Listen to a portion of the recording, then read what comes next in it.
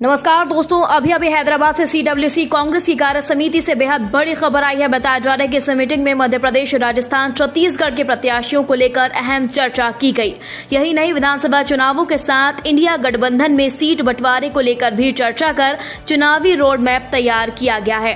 हैदराबाद में सोनिया राहुल के साथ खड़गे ने देश के उन 5 राज्यों के विधानसभा चुनावों में कर्नाटका और हिमाचल को लेकर नई रणनीति के तहत राजस्थान, मध्य प्रदेश, छत्तीसगढ़, तेलंगाना और मिजोरम में प्रत्याशी चयन करने की बात कही है।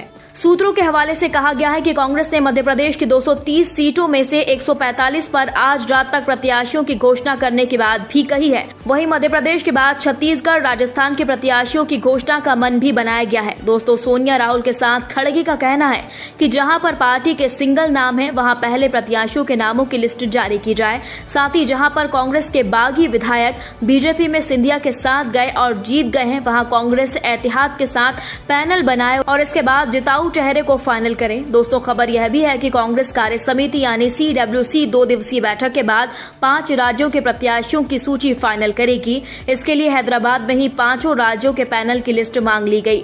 आज से शुरू हैदराबादी मीटिंग 5 राज्यों का भविष्य और इंडिया गठबंधन की आगामी रूपरेखा पर मोहर लगाएगी, क्योंकि आज से शुरू होने वाली इस बैठक में पार्टी अध्यक्ष मल्लिकार्जुन खड़गे के साथ साथ सोनिया गांधी, राहुल गांधी और प्रियंका गांधी भी शामिल होंगे। यही नहीं, इस मीटिंग में तेलंगाना समेत 5 राज्यों में होने वाले विधानसभा चुनावों पर चर्चा की जाएगी और इसके लिए रणनीति भी बनाई गई है। वहीं रविवार को हैदराबाद में पार्टी विजय रैली निकालेगी और तेलंगाना के लिए 5 गारंटियों की घोषणा भी करेगी। दोस्तों, आपको बता दें, कांग्रेस के वरिष्ठ नेता मल्लिकार्जुन खड़गे के अध्यक्ष बनने के बाद पहली बार उनकी अध्यक्षता में कोई बैठक हो रही है।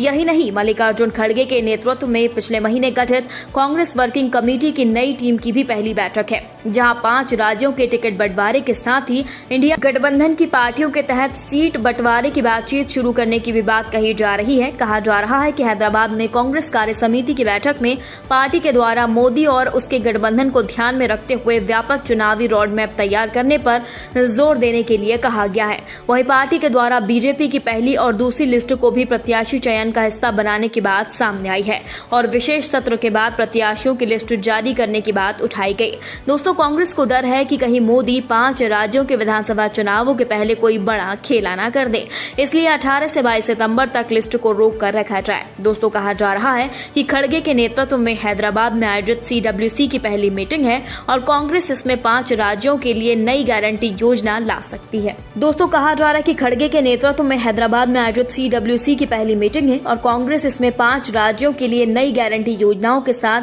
5 राज्यों के प्रत्याशी चयन के लिए कोई बड़े पैमाना घोषित कर सकती है।